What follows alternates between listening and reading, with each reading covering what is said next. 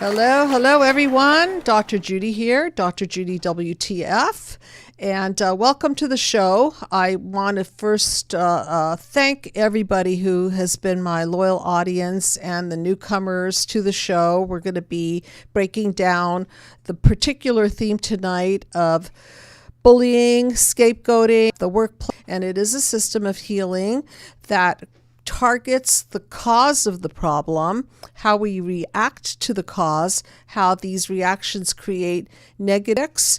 And last time we had tremendous amounts of call-ins, and I just want to make sure that those of you who call in stay relevant to the topic. And the topic is scapegoating and bullying at schools, workplace, and other institutions. So again, I want to emphasize the fact that this is a system gone wrong. And the system gone wrong starts with the family.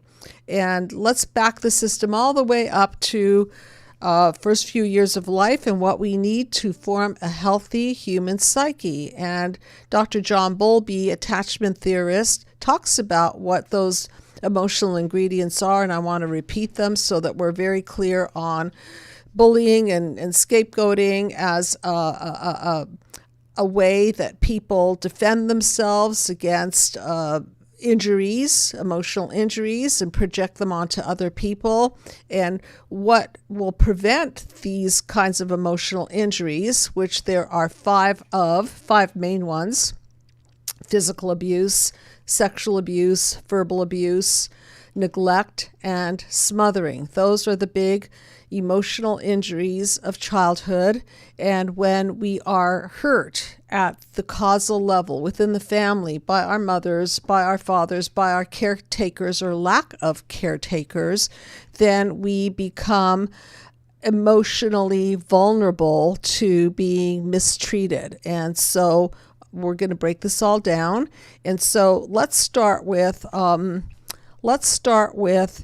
the cause of this. So many people who have called in and many people who I have treated experience these childhood wounds. And as a result of this, their emotional fragmentation, if you will then set them up to continue to sign up, so to speak, or be groomed for systems that continue this abuse. And that's not always true. Sometimes people go into workplaces and schools and so on, and they do have these ingredients. It's just that unfortunately, the people who are projecting all over them are not so healthy. So we're going to talk a little bit about what to do about that. But I want to start with a distinction between bullying and scapegoating, and the way that I see that. I look at scapegoating as in the family system. So if you're a scapegoat, usually this is happening within the family, and what seems to be going on from a mind map perspective is that there's something about the family that doesn't allow for a safe family structure where all the siblings and all the people within the family structure are kept secure, safe, and where the boundaries are clear, delineated, and where the boundaries protect people. What often happens is that when, let's say, mother or father is coming into the family, becoming a parent, if they're not healthy, they will multi-generationally start projecting their unhealth onto their children. And the way they do this is, number one, they can directly project on their child and find that particular person to scapegoat on, or they can align or misalign, I should say, the siblings to scapegoat each other and target each other, keeping the parent as the most important figures in the family, or the most important figure in the case of if one parent is narcissistic and needs to control. So it's kind of like a divide and conquer tactic. Now, bullying, on the other hand, is when we take it into an institution, and this institution becomes a place where all of these unprocessed wounds are now playing among coworkers and other bosses and other people within the corporate structure, and it becomes very, very nasty and sometimes leading to emotional breakdowns and sometimes leading to obviously lawsuits. I think people who feel very targeted sometimes will hire attorneys to protect them and help them to protect themselves. So here's an article that I found, which is really interesting. It's almost a little bit of a new way of seeing it. 75% of workers are affected by bullying.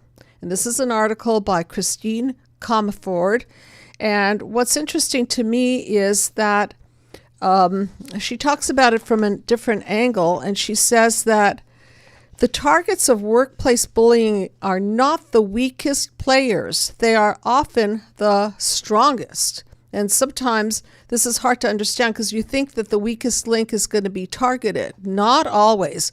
Let's say it again. Not always is the weakest link targeted. The common misconception is, like schoolyard bullying, the targets of workplace bullying are loners or weird or people who don't fit in. Sometimes the reverse is true. People become targets because there's something about them that is threatening to the bully. So let's say that we have a boss and the boss is a little insecure about his or her position, and that person is threatened because one of the employees is beginning to shine just a little too much.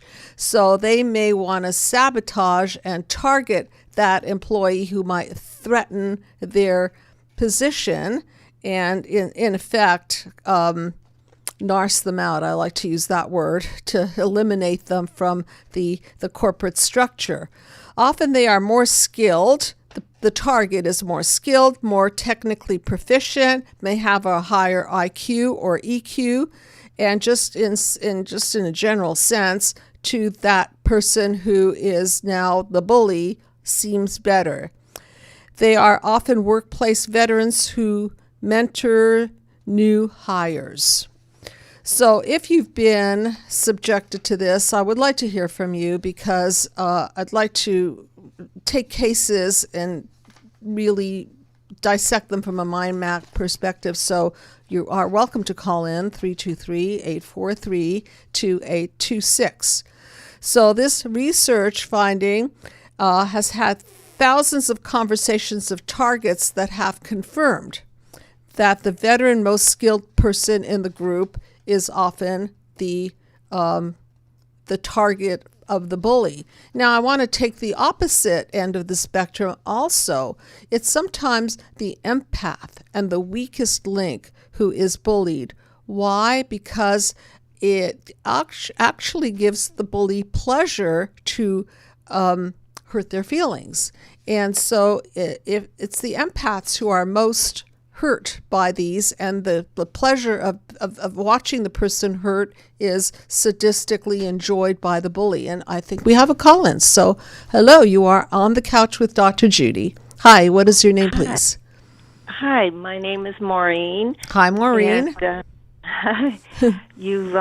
gosh, it was wild. It sounded like you were just talking about me and my life in the corporate America. Yeah. I was a total target.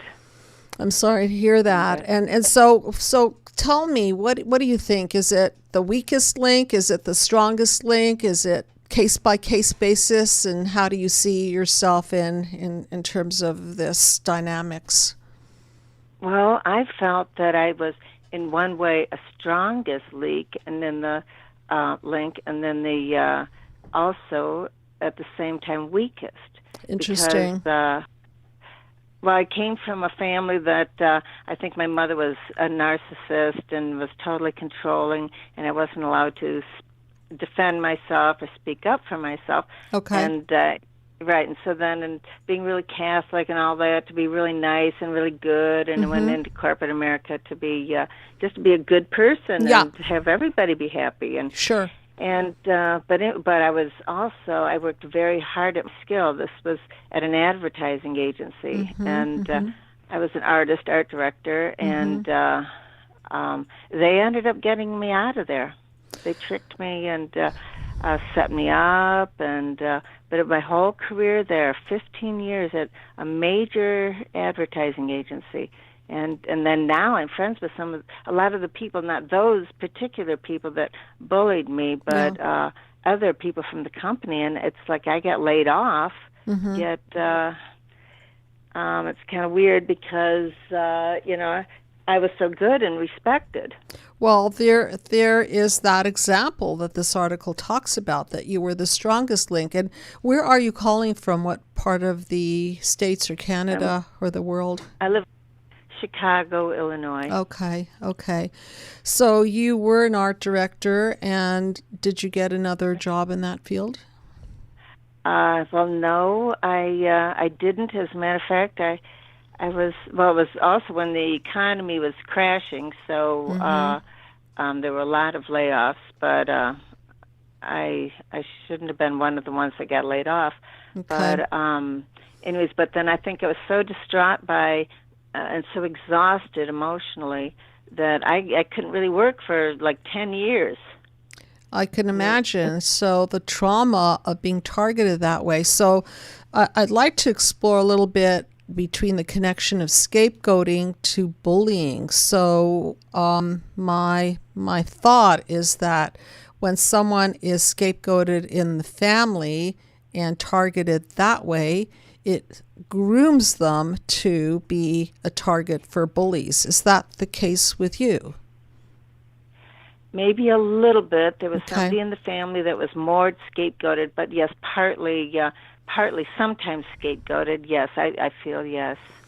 Okay, so we're going to start with what happened and what was the light, so to speak, your skills, your higher IQ or your higher EQ, or your just your general way of being at the corporation that was threatening to people. Are you still there? Yes. Okay, because I heard this noise. Okay. Oh. Okay. So what do you think they were seeing that was threatening to them, and who was the them? There were two people. Were them, the boss in my group, and another artist. We were a group of artists, art directors that would draw layouts and storyboards and things, and so I think they were threatened by. I was a very good artist, and they were very threatened by it. And, they were, like my boss would do things like when we would, since it was a very progressive agency, they, you get a report, and then then you're supposed to give your opinion about your boss, how the group is doing, how well your boss is doing. Okay. Well, my boss, anytime he'd give me the report, he'd hit this energy that overtook him, like pacing in my office, and come on, I've got to get this in. Come on, I got to get this in. And I would have no time to write any comments. So I would just sign my name, and some of the things that were on there were I don't really understand. I'm not really on the pulse of the nation. Is that what he said? That's what he said about you? Yeah, exactly. Okay. Right. But he wasn't on the pulse, really. Okay, so let's look at that. Okay, so if he wasn't on the pulse and you were, and if let's just say that's so, we'll go with that idea. And so then what did he have to gain to get rid of you? Well, he ended up getting his pension, and I didn't, so because I never spoke up about it, but he would have a secure job, I guess. So how were you unsecuring his position by being there? Well, maybe he thought that I would take over his job eventually. Okay. Make him. I don't know why I thought we could get along. I thought he was a good enough artist. I don't really know.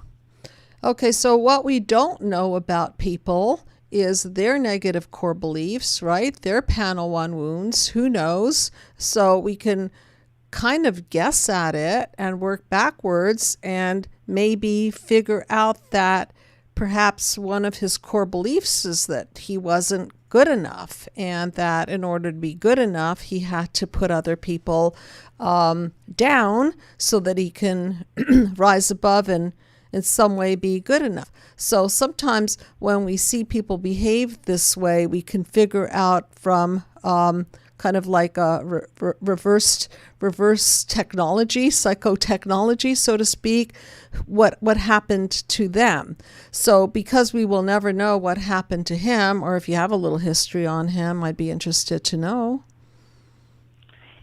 I don't know what happened to him after he left, but he did get his retirement. He's a rattlesnake hunter. That's all I know, and okay. A good illustrator. And then there was another girl there that was, they were kind of in cahoots, and this kind of sums her up, how she treated me for the whole time I was there. She said when she was in grade school in like 6th, 7th, and 8th grade, there was a new girl that came to the class, and she was really pretty, had long blonde hair, and she got together with there were only a couple other girls in the whole class, and she told me that she and these other girls decided not to talk to her. I see. Never to laugh at her jokes, and never to invite her to any parties. And that's the kind of thing that she did to me also. And anytime I'd see her in the hallway, she'd never say hi. She made an effort to not make me feel at home. So then the last year that I was there, I decided to I'm just not going to make an effort to say hi to her in the hall either and stuff. So then she sets me up. She brings in some other manager above my boss's head, and then they knew I was coming out of the bathroom, and there she was.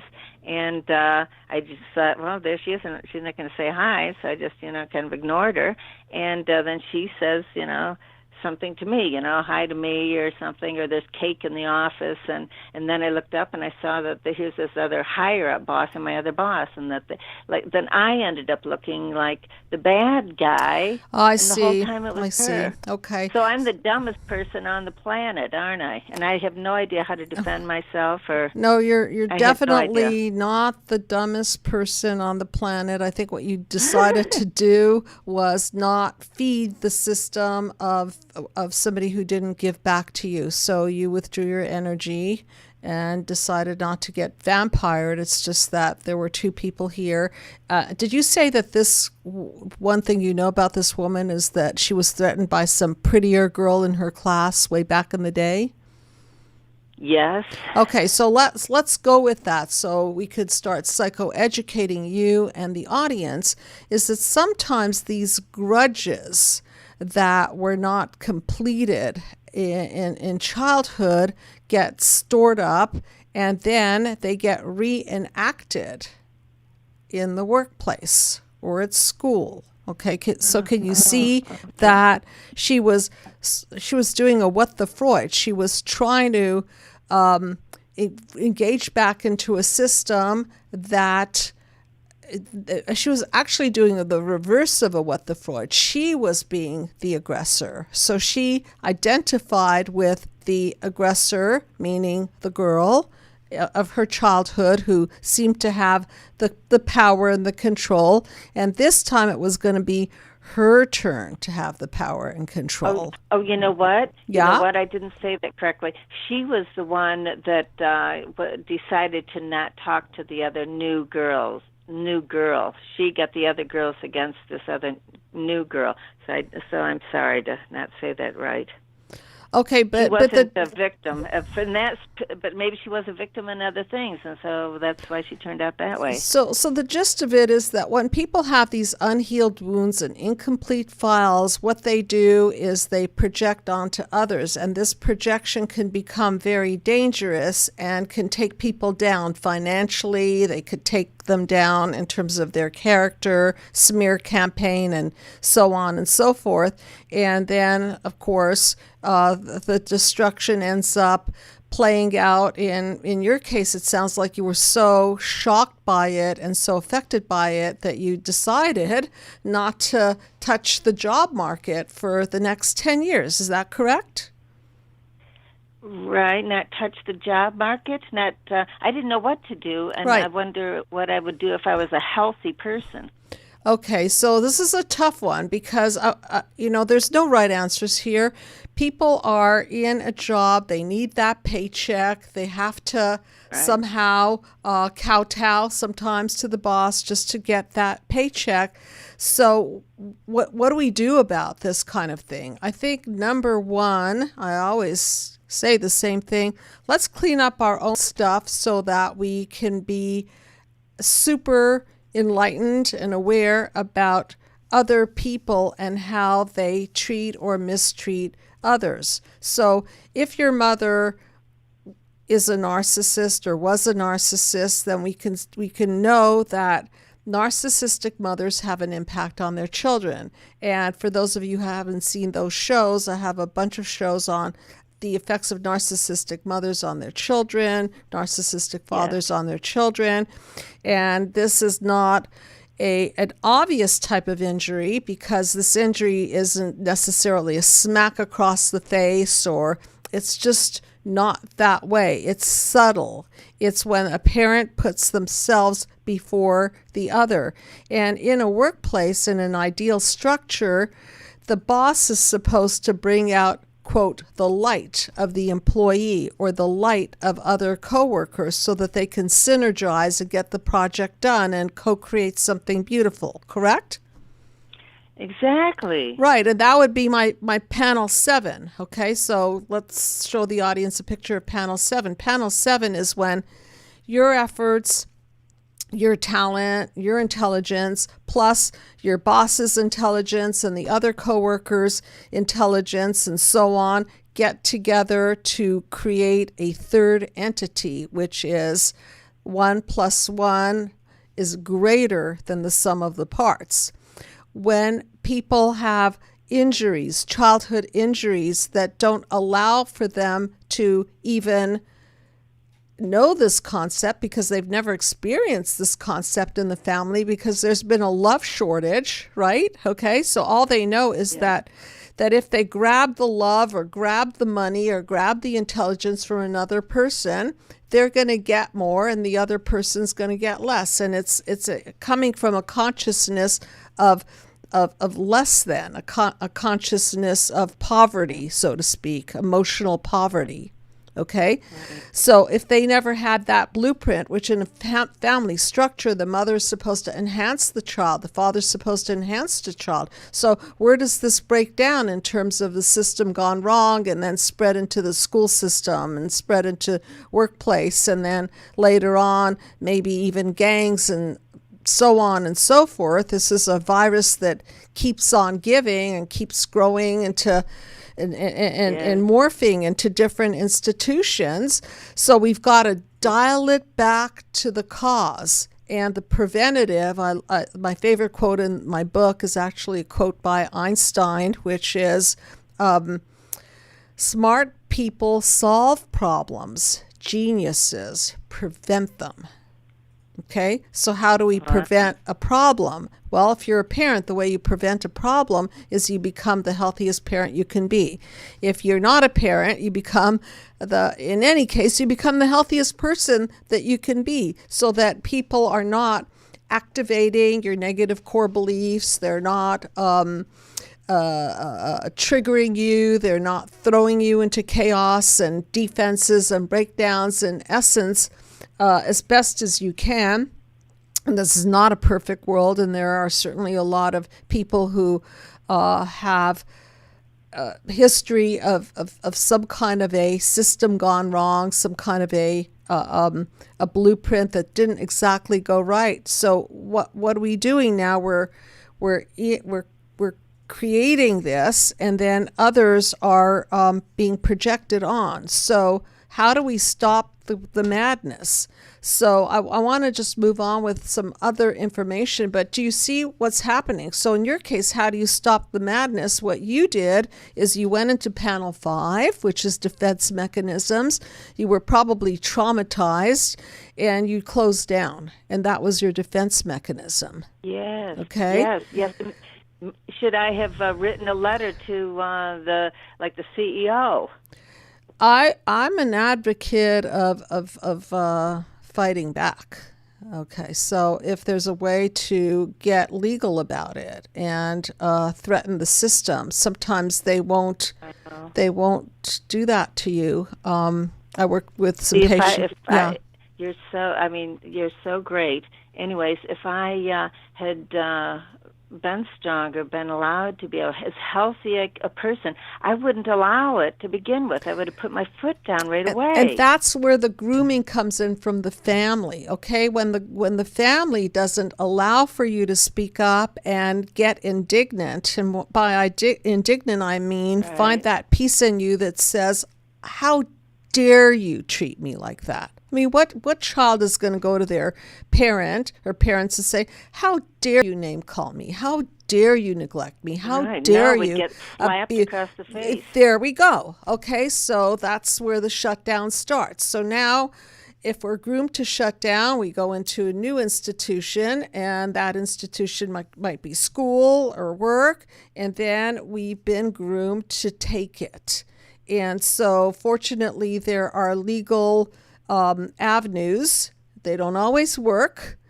Sometimes you can just hire that lawyer. See, the way I think about things is that if you can't approach the person one-on-one and resolve because they have such a strong one-upsmanship on you, then you have to go to the next level, which is human resources. And if human resources is in cahoots with the boss and so on, and everybody is, so to speak, in cahoots, then your other resource is to get legal about it. So for those of you... I wish I'd done that.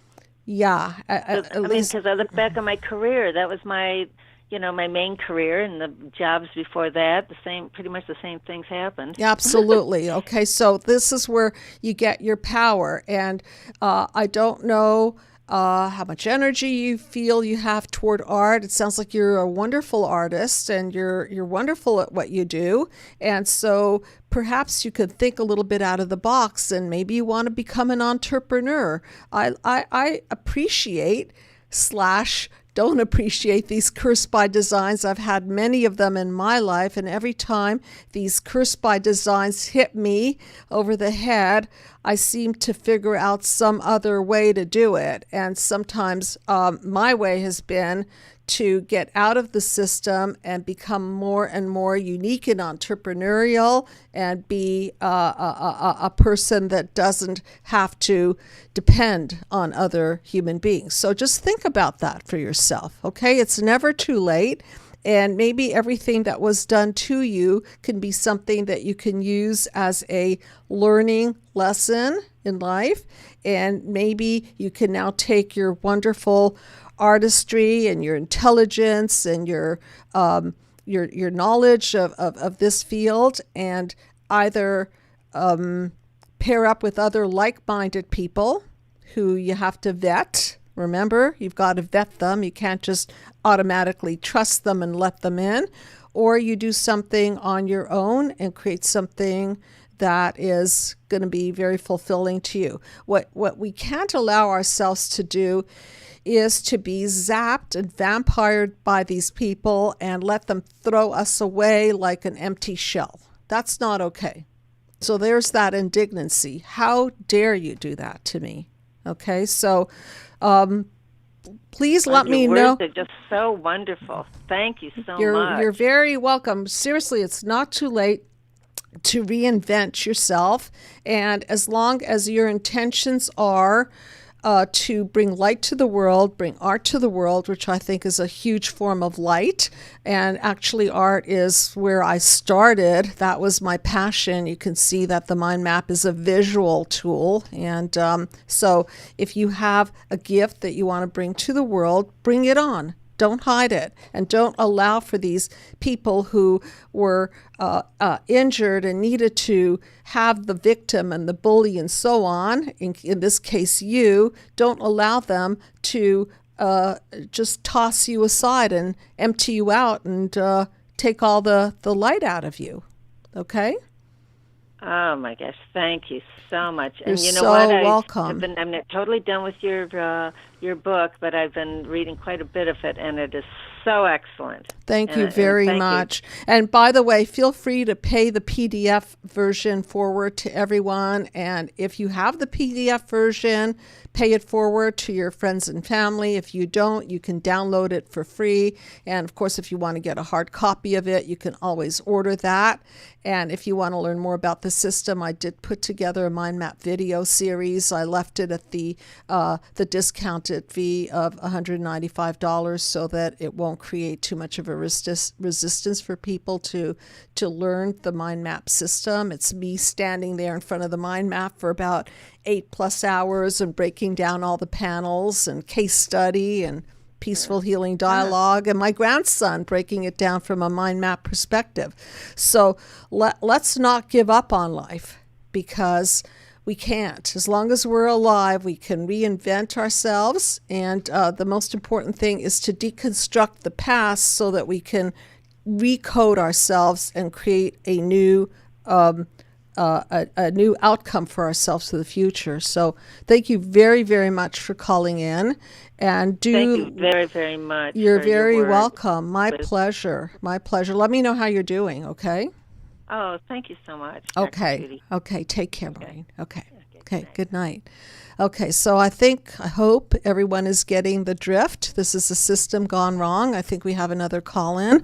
Hello, you are on the couch with Dr. Judy, and the topic is scapegoating, bullying at the workplace and other institutions. So, yes, hello. And your name, please. Hi.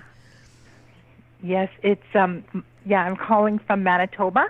Oh, great, great. I love my fellow Canadian Collins. I'm from Montreal, Canada, if you don't know that already. Yeah.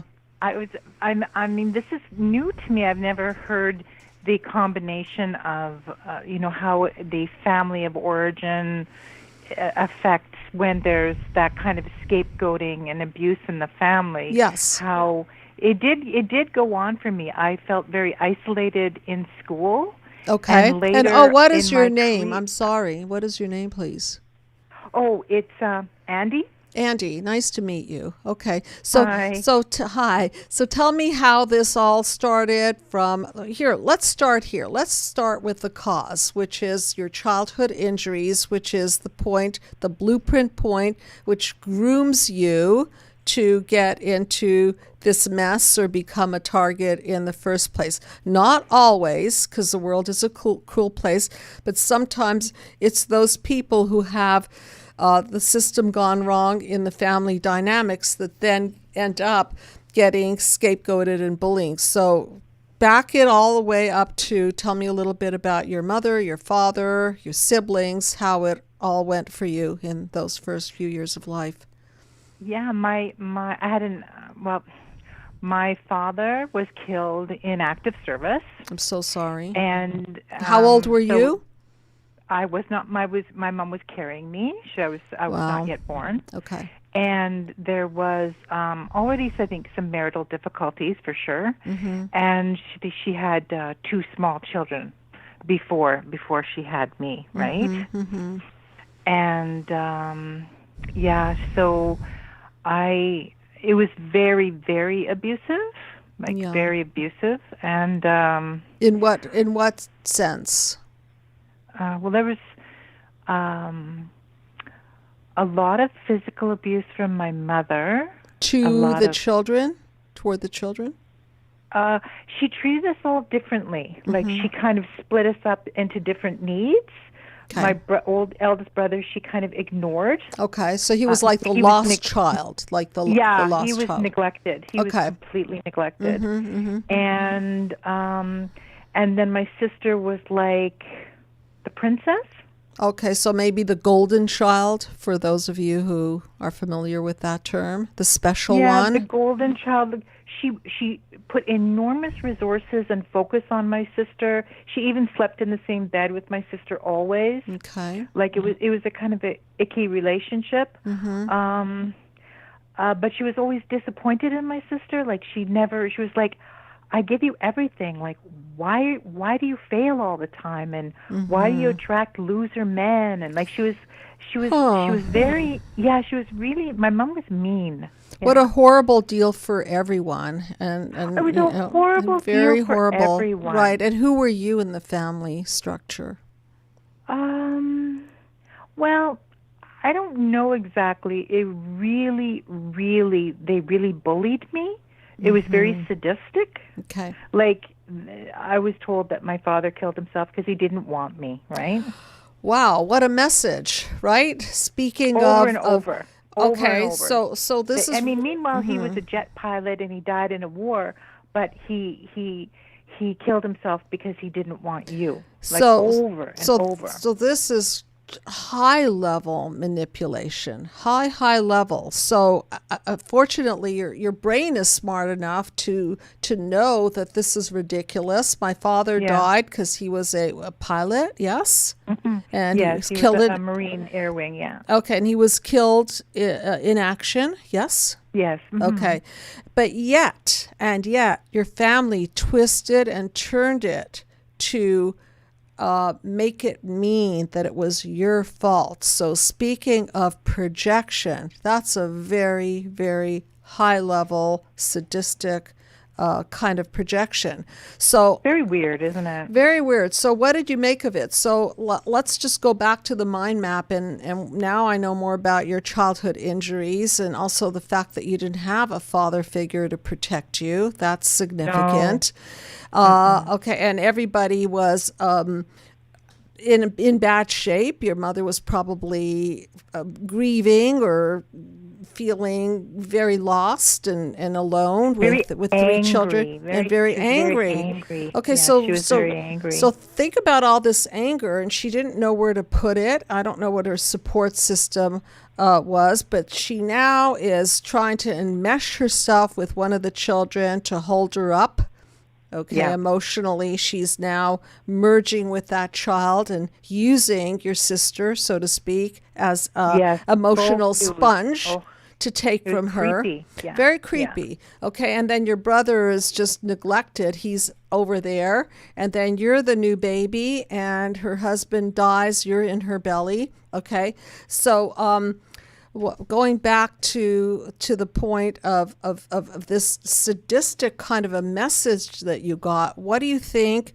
How do you think this might have impacted your negative core belief about yourself? What do you think you concluded? And I'm not talking about logically, because I think logically you know the truth. Yeah. I'm talking about emotionally. I think on the level of like core, I felt I must be a really bad person that my father would kill himself, because I'm so bad, and I wasn't even born yet, but he already knew that I was so awful that he just didn't want to be around me at all. And I was told, over and over by more the elders in my family that your siblings hate you because you stole their daddy.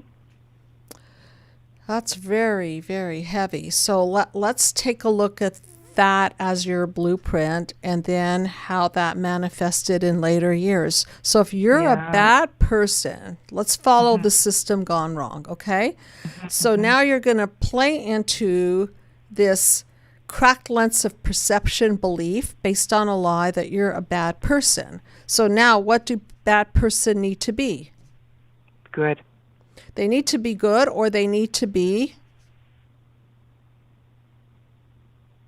quiet. Quiet. And I'm thinking of one other word. I'll give you one more guess here. What do bad people need to be?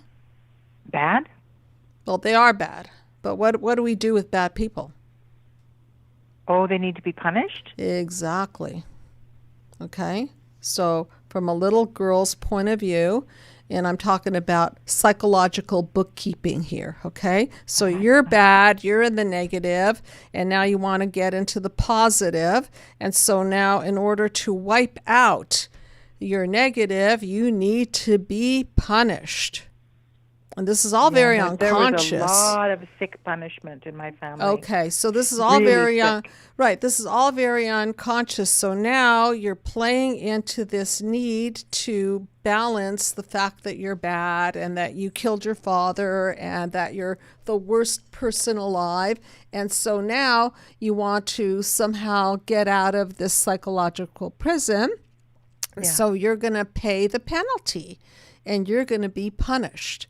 And so unconsciously, we sign up for these horrific, horrible deals. So then what happened from there on, from school and work and so on? So what punishment, so to speak, did you get? I think I did choose to endure a lot of bullying at school. I didn't reach out for help from anybody. Like I didn't go to the principal, I didn't go to my teachers, but there was extreme bullying by other really pretty twisted kids at school, you know? At you. You were the target, yes? Yes, I was bullied. I was because I wasn't like well kept. I wasn't like, I wasn't washed properly as a kid. I was really treated like a neglected animal. Yeah. Yeah. So therefore, not only were you emotionally scarred, but you wore the physical scars of not looking like you were precious and important. Oh, I didn't feel at all. I knew I wasn't wanted. I absolutely know. So with that said, you knew you weren't wanted, and so inside, at the core, see, if at the core you didn't feel like you deserved it, right? Then I never did, yeah. Right, so that's where it kept on going for you, is that you never found that point of indignancy because you thought that you were that person and you felt that you deserved it, so you endured it. A person who was treated with love and kindness and empathy and parenting gone right and well-clothed and well-fed and pumped with self-esteem would push back and say, hey, how dare you? How dare you? Yeah. Okay. And you didn't have that in there because you didn't feel that you had the right to confront because you really felt like you were that horrible person. So I want you to understand how this system gone wrong started with your family, and they groomed you for this. And then your negative core belief was just what you were saying, that you felt that you were bad, really rotten, bad, evil, just like really, like not evil, but just so horrible, like just so horrible that, like of no worth, yeah. So I want you and everyone listening to understand how the unconscious scars from the past co-create these new viral infections and these new subsystems in school and the workplace, and we have to go back to the cause. We've got to dismantle the lies and misperceptions, these lies that our parents ingrain in us, in your case, that you're bad, that you killed your father, that you took away their daddy. We can logically see this is ridiculous, right? Right. But that does not compute to the psychologic. So just for people to understand, there's two types of logic. There's logic, 1 + 1 = 2. And then there's psychologic, with the emphasis on psycho, because it's split, because it's cracked lens, because it's not based on truth. And this psychologic splits us so badly that we go down the drain, easily triggered into chaos, defenses, and breakdowns. And when your negative core belief is that you're bad and other people can pick on you and trigger that in you and make you feel that feeling and relieve themselves of the feeling of inferiority and themselves of the feeling of bad, then you become a sponge of their projections. And that's called projective identification, which you're owning their bad feelings. You're owning their psychopathology and ingesting it and going down the drain with it. And for a moment, they feel relieved, but not really, because the bully is just as sick and just as much of a victim. It's just that they're on the other end of the spectrum. Understood? It is. I do understand it. Yeah. And it's really good. It's now that you've tracked it from the beginning, I really understand it on a much more clear way. So I feel I won't continue this reenactment and these patterns where I find myself, mute when it comes to bullies at work, because that has been a situation where at work I find that there is extreme bullying, and I often don't know what to do. And that's because you're a deer in the headlights, because that negative core belief has not been dismantled and it lives in there. And so when they're bullying you, you're unconscious saying, yeah, I deserve it. I'm bad. Yeah.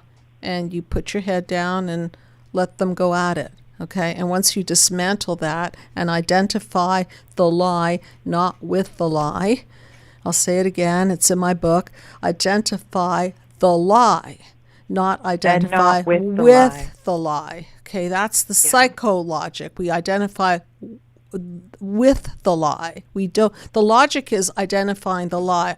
There's the lie. Let's dismantle. Identifying with the lie means that we're it. We're the bad ones. Yeah. Okay, oh see my the gosh. difference? That is such a spiral. That is it's like kinesthetic. It's like a felt spiral that I can feel myself going down. Yeah. And also the belief system is they're too powerful. I'll never get away from them. And so it's just like don't even try to fight this one, And that's but no, I can do better. And that's the reenactment of the little girl of you who was weak in a family system, and they were more powerful because they were your gods, your mother. She's the power and the control. And then the siblings were at the effect of her, and they somehow got drawn into her flying monkey system, and then she used them to scapegoat you even more, setting you up for bullying at school. So I want people to understand how scapegoat and bullying are interconnected, and it's not just the word scapegoat or bullying. I really like to see things from a system gone wrong, starting from the cause, and then like a when you throw a rock into a water and use the concentric circle effect, and now it starts to spread out into the school system, into the work environment, into the government, into the world. And now on a macro basis, we've got breakdowns all over the globe. And for those of you who want to know a little bit about my philosophy on healing global disconnect, I have a little website. It's kind of undeveloped, but the message is there. It's called healingglobaldisconnect.com. And the Mindmap was initially a system of healing global disconnect. And then eventually I figured out that you can't heal global disconnect until you heal human disconnect on a micro basis. And thank you for putting that up. People can see. So thank you very, very much for calling in, and I'm hoping the audience is getting it so much more clear. Okay, my and pleasure. I will continue to work on it. Okay, all right. Thank you. All right, take care. Good night. Okay, so I hope you are all getting it, that this is a very, very powerfully unconscious system gone wrong. When we are children, we are at the effect. We are not the cause. And the point of the Mindmap system is to break the multi-generational past. And I say multi-generational because this not only comes from your mother or your father, this is something that's been passed down by your grandparents on both sides, your great-grandparents, and of course cultural overlays, and this has a big history. And then at the end of the line, it falls on you, and if you don't break through this, then you pass it down to your children. And so the pathway out from the way I see things is to identify at the causal level, identify these childhood wounds, and then identify the core beliefs that come out of these childhood wounds, and then break down that whole system gone wrong and reboot this entire system into a system gone right, a healing system. So I'm going to go to Shrink That Tune. And for those of you who do want a PDF copy of the book, please feel free to get one. And if you have one, pay it forward and email it to whoever you think would benefit by this. And if you would like to partake in Mindmap therapy, please know that we have a fantastic team to help you through your process. And of course, the Mindmap video series, a lot of tools available to you. So this song is by Taylor Swift, and it's called Mean. I think very appropriate title for what we've been talking about today. You, with your words like knives and swords and weapons that you use against me, you have knocked me off my feet again. Got me feeling like a nothing, you with your voice like nails on a chalkboard, calling me out when I'm wounded, you picking on the weaker man. It's perfect for the theme. So these words that knock people off their feet usually start by verbal abuse or some sort of a messaging and encoding that there's something wrong with the person, setting them up to be knocked down. Well, you can't take me down with just one single blow, but you don't know what you don't know. Someday I'll be living in a big old city and all you're ever going to be is mean. So I think Taylor Swift is saying that she's going to get past this. She's going to get big and successful, and that mean person is just going to be that mean person. Someday I'll be big enough so you can't hit me, and all you're ever going to do is mean. Why you got to be so mean? So her defense mechanism is just to get famous and to get powerful and strong, and then the mean person is just going to be on the sidelines. You with your switching sides and your wildfire lies and your humiliation, you have pointed out my flaws again. And if I don't already see them, I walk with my head down. So the core belief is still in there. So even though her defense mechanism is to become stronger, she still has this feeling of putting her head down, that less than feeling, trying to block you out because I'll never impress you. I just want to feel okay again. So she's still tied into the system of trying to impress the person that made her feel like that. I bet you got pushed around. Somebody made you cold, but the cycle ends right now because you can't lead me down that road and you don't know what you don't know. So in other words, she's trying to break this multi-generational cycle, and she understands that something happened to that person that made them cold. Someday I'll be living in a big old city and all you're ever going to be is mean. Someday I'll be big enough so you can't hit me and all you ever are going to be is mean. Why you got to be so mean? And I can see you years from now in a bar talking over a football game with that same big loud opinion, but nobody's listening. So she's kind of seeing the future with him drinking and maybe filling his hole in the soul with alcohol, but nobody's listening. Washed up and ranting about the same old bitter things, drunk and grumbling on about how I can't sing. So creative, this woman.